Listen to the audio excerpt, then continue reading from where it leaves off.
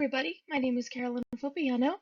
I use she, her pronouns, and thank you so much for attending my presentation, What Neurodivergent Students Want You to Know.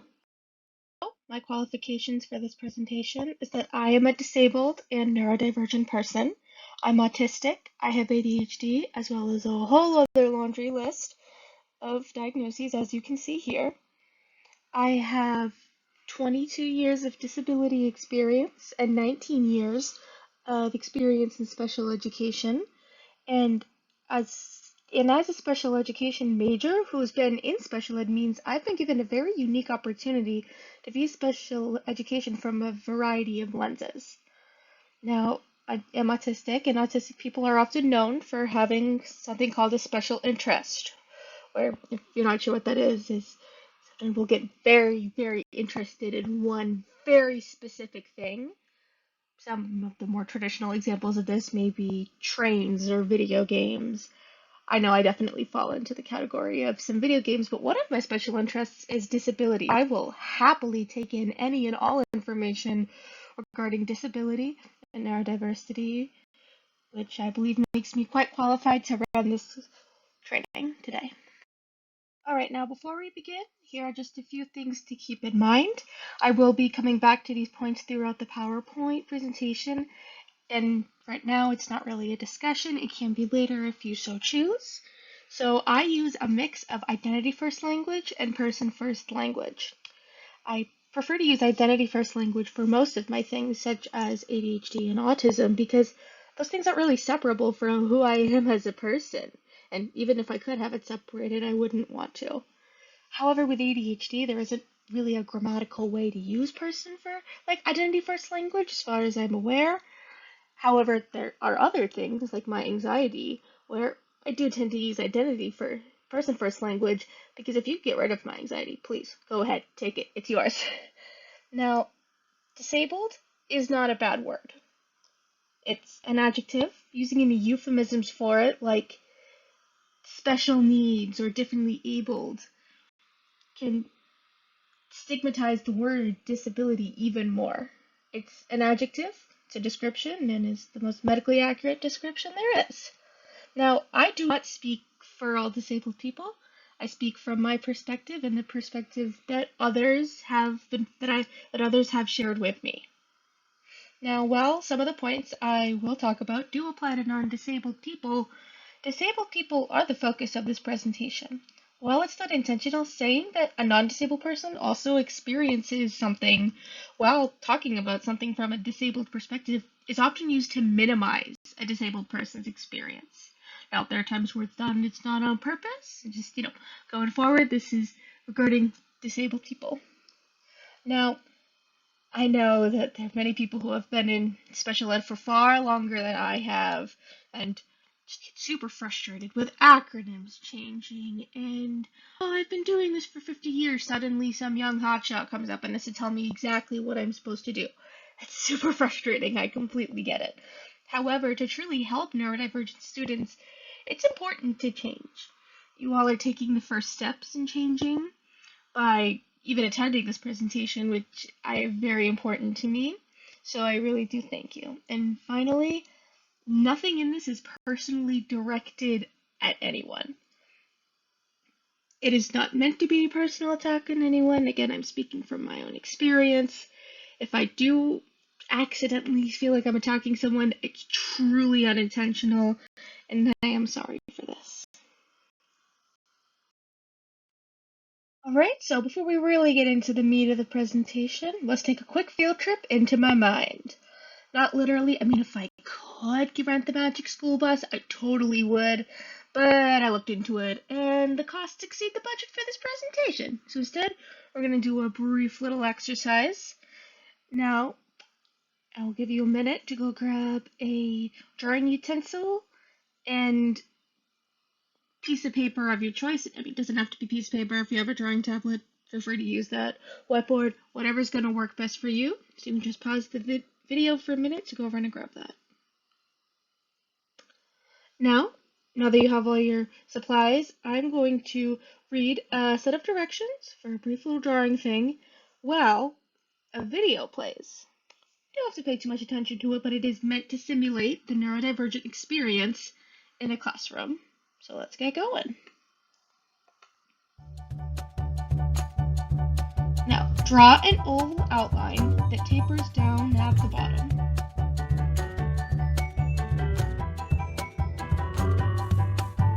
Divide the oval in half, vertically with a line, and horizontally with a line.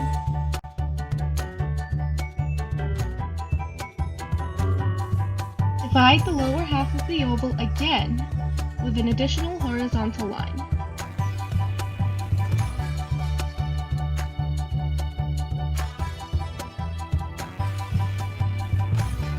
Above this line, draw a small horizontal oval.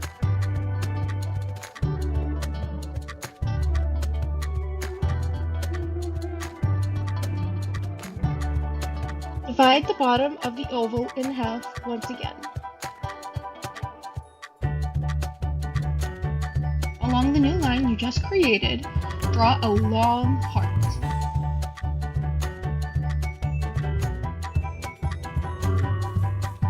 Divide this heart in half, lengthways, with a U-shaped line.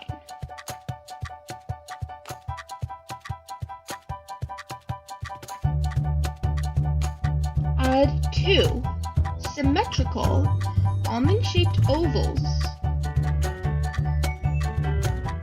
Be sure to add them along the top line.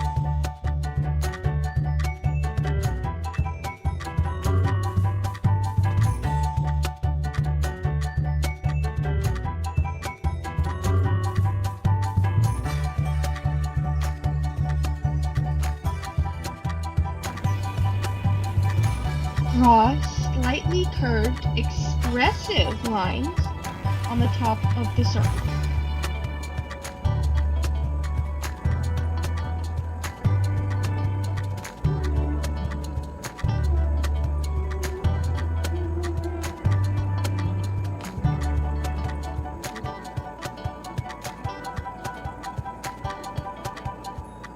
Inside the almond-shaped ovals, add a circle.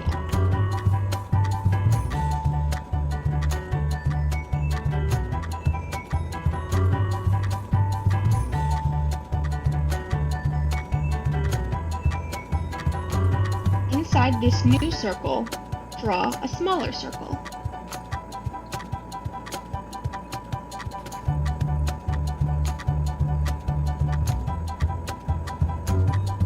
Once you've completed the above step, color the circle in completely.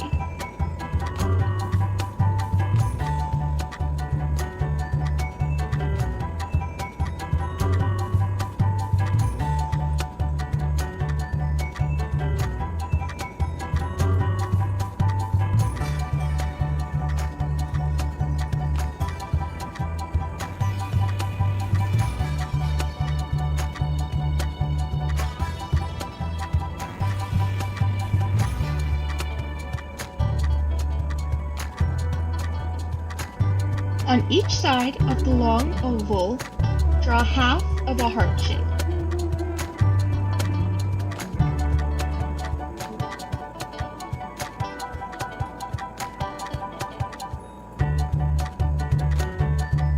Make sure that this half heart has the open side of it connected to the oval.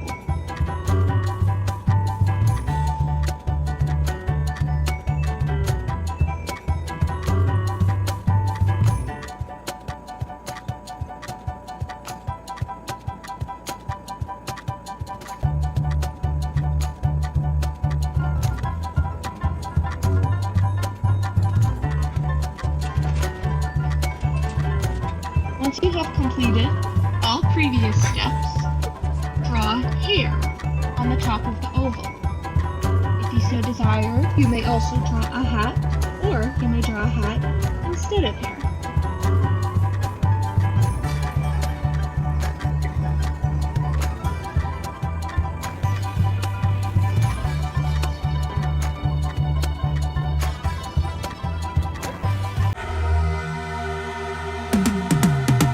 I've been living life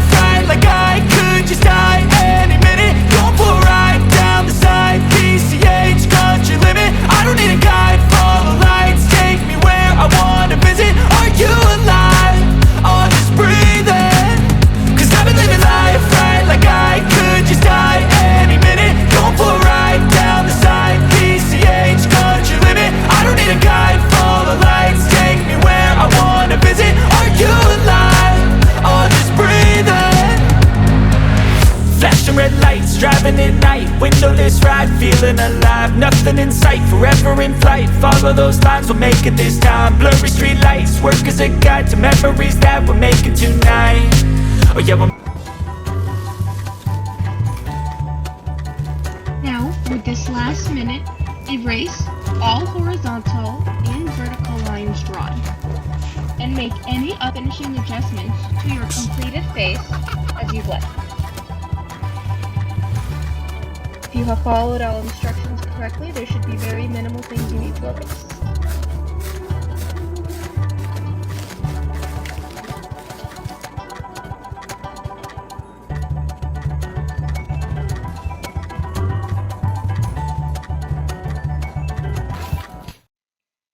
Alright, so, given the above instructions, this was the end goal.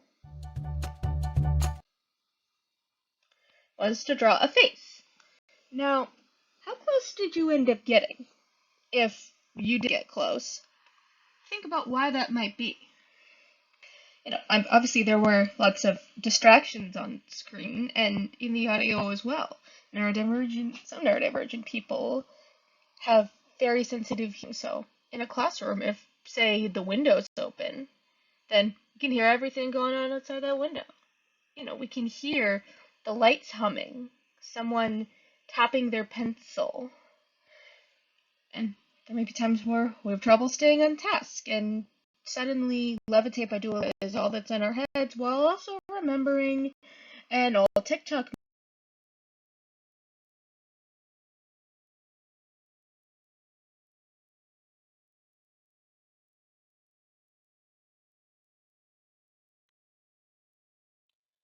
As you saw from the previous exercise, being neurodivergent in a neurotypical world isn't easy.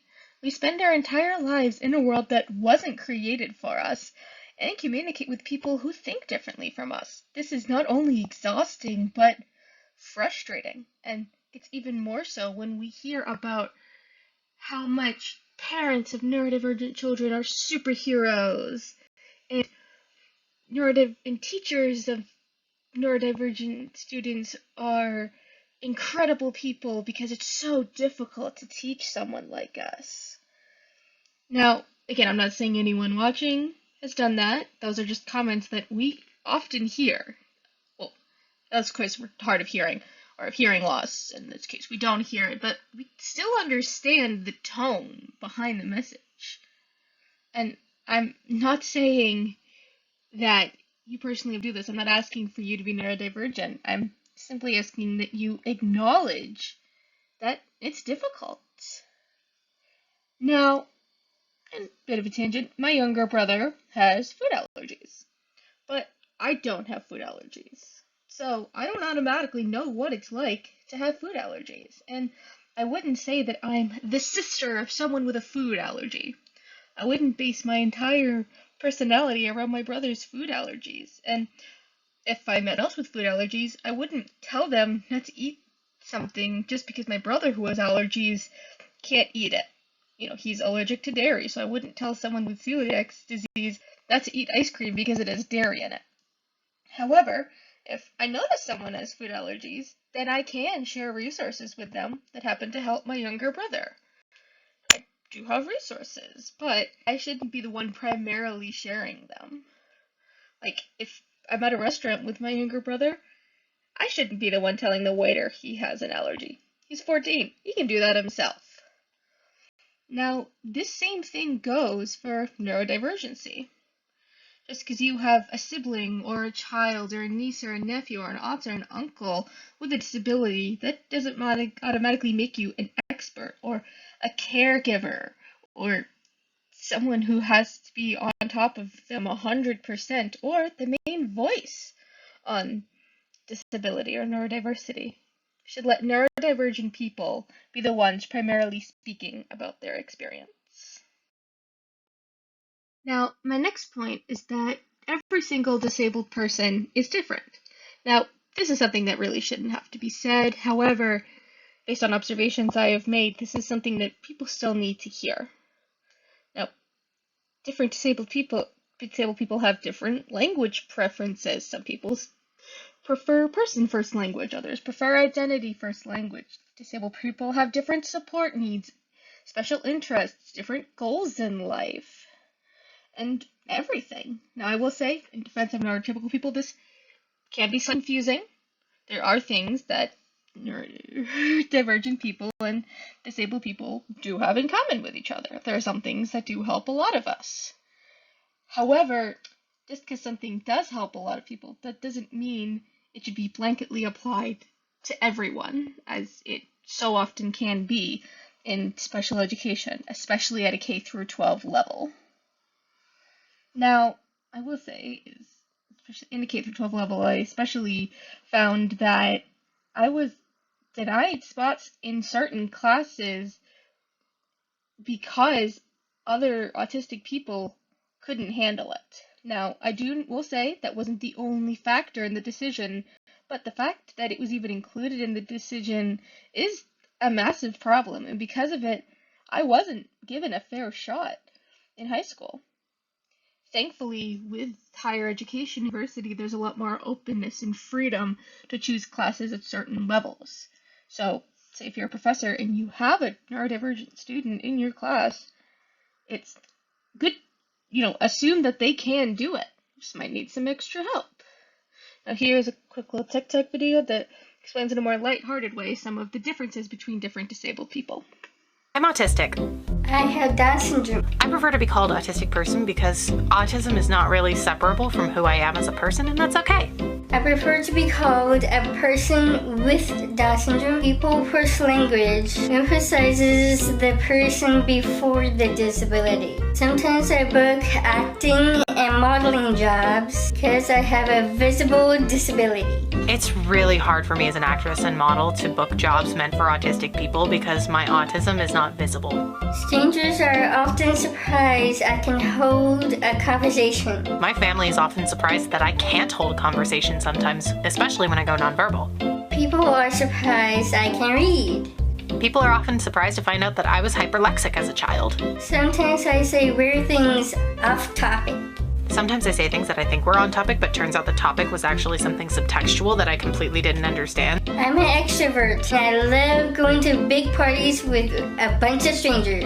I'm an extrovert too, but sometimes I get nervous at parties, especially when there's loud music and I don't really know a lot of people. I love who I am most of the time, but once in a while, I wish I didn't have Down syndrome. Sometimes I wish I wasn't autistic. Just because I'm proud to be autistic doesn't mean I'm always comfortable with it. You know, you and I are pretty different, but we're both still neurodivergent, which means we do have one thing in common. A love of Mario Kart. And a love of sharks.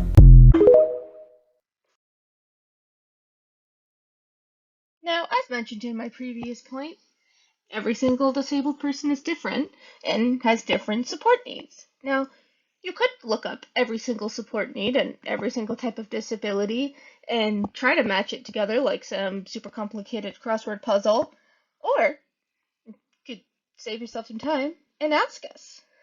I mean, we are the experts on ourselves. So, if you would like to make an event or a class more accommodating for a specific disabled person, ask them.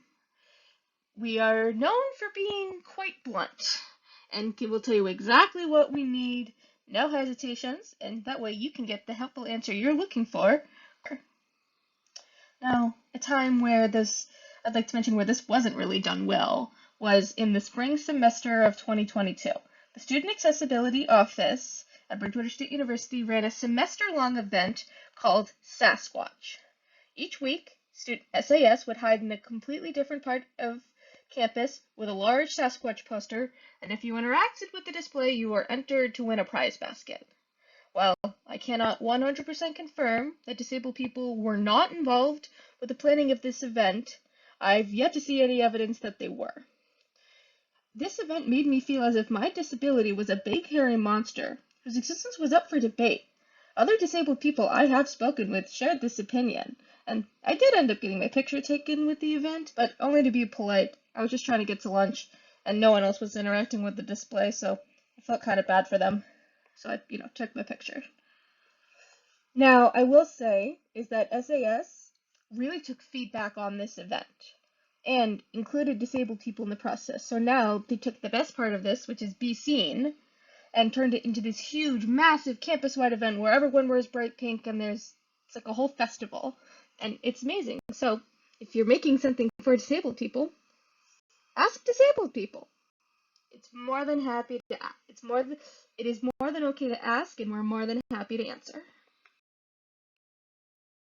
Now, while I have not been officially diagnosed, I most likely have photosensitive epilepsy, which means that if I were to watch something with flashing lights, I would have a seizure. Now, I could try my best not to have a seizure, but that's not really how that works. I can't, I could try, but still gonna have a seizure if I watch flashing lights.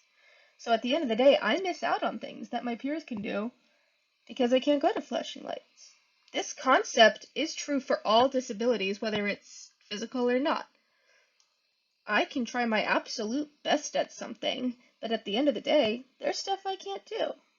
I know my limits, and I know them better than anyone else. So if I say I can't do something, even if it might look like on the outside I could totally do that, I'm not trying to get out of it. I know that I can't do it, and it's going to be a problem. This is true for all disabled people with all disabilities, even if they have difficulty communicating them. So if a disabled person is trying to tell you that they can't do something, they're not lying. They're not trying to get out of something.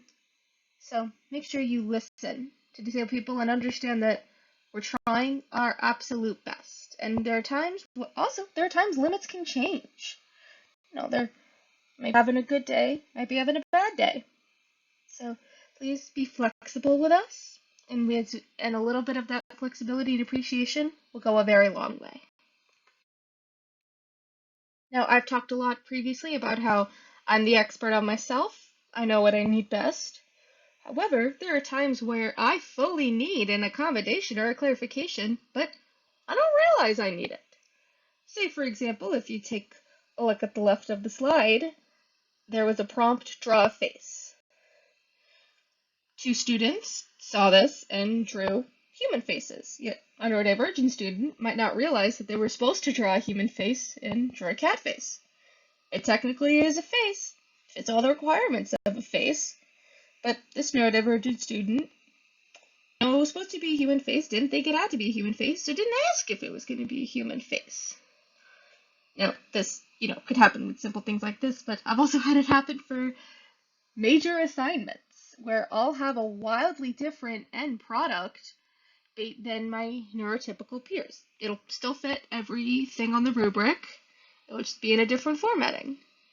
And while this creative project, a lot of professors are super chill with it, there are times where it's so not what was expected that I had to make a completely different project. So, if you're teaching a class and you have a specific end product that you want, make sure to emphasize that. Because if, say, a neurodivergent student thinks they understand the assignment, why would they ask a clarifying question? When it comes to giving neurodivergent students chances, we oftentimes aren't given the same chances as neurotypicals. There are times where we're just straight up not offered something because, again, there's that perception of, oh, we wouldn't be able to do it. Or there are times where we want to do something but are told, no, it wouldn't really work out.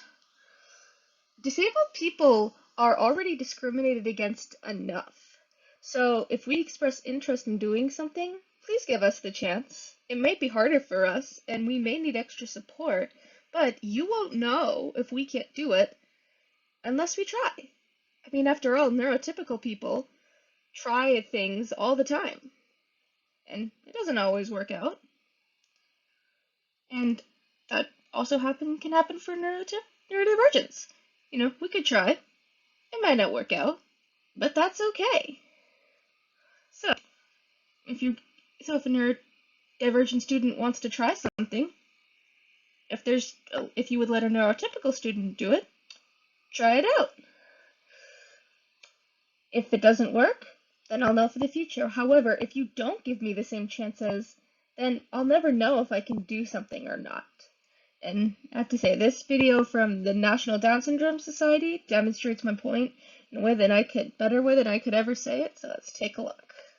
Hey bartender, you assume that I cannot drink a margarita, so you don't serve me a margarita? So I don't drink a margarita. Your assumption becomes reality. And parents, you assume that I cannot live on my own, so you don't encourage me to live on my own, so I don't live on my own. Coach, you assume that I cannot hit harder, so you don't train me to hit harder, so I don't hit harder. And teacher, you assume that I cannot learn Shakespeare, so you don't teach me Shakespeare. Old MacDonald had a farm. So I don't learn Shakespeare. E-I-E-I-O. But hey, if all your assumptions become reality, then assume that I can drink a margarita. So you serve me a margarita, so I drink a margarita. Assume that I can live on my own, so I live on my own. Assume that I can hit harder, so I hit harder. Assume that I can learn Shakespeare. So, what fools these mortals be? I learned fucking Shakespeare. You assume I can't swear, right? Assume that I can do that job, that I can go to parties, that I can have sex, that I can be on stage. Assume that I can. So maybe I will.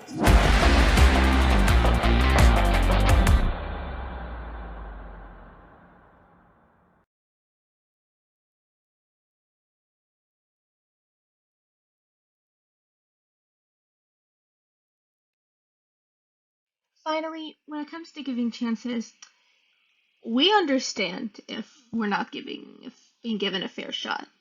For example, take this conversation that I actually had with a doctor in the spring of 2022. Me. I'm applying to study abroad in Japan this fall. What steps should I take to ensure my medications will be taken with me? Doctor. Have you already been accepted? Me. No, not yet. I'm currently in the application stage. Doctor. Don't apply. You couldn't handle it. Me. Is there a medical reason why I couldn't go? Doctor. No. Medically it would be fine. You wouldn't be able to do it. Now, I'd like to mention that all of my other doctors had given the go-ahead, and as long as I had my medications, I was fully clear to be able to go.